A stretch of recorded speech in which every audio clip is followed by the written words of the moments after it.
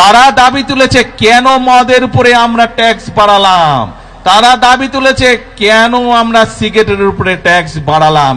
এই তাদের দুঃখ। যেই বাজেটে মদের দাম বাড়ানো হয়, যেই বাজেটে সিগারেটের দাম বাড়ানো হয়, সেই বাজেটও বিরোধী দলের পছন্দ নয়। আমরা ট্যাক্স বাড়িয়েছি কিসে? আমরা ট্যাক্স বাড়িয়েছি সিগারেটের উপরে, যা মানুষের জন্য ক্ষতিকারক। কিন্তু আমরা সামাজিক মাধ্যম সহ বিভিন্ন নিউজের মধ্যে দেখলাম একটি খবর। সেই খবর বিরোধী দল দেখলাম বলছে যে এই বাজেট তারা মানে না, গণবিরোধী বাজেট মানে না। প্রিয় ভাই বোনেরা, আপনাদের কাছে আমার প্রশ্ন, যেই বাজেটে ট্যাক্স কমানো হয় সেই বাজেটও বিরোধী দল মানে না। যেই বাজেটে মদের দাম বাড়ানো হয়, যেই বাজেটে সিগারেটের দাম বাড়ানো হয়, সেই বাজেটও বিরোধী দলের পছন্দ নয়।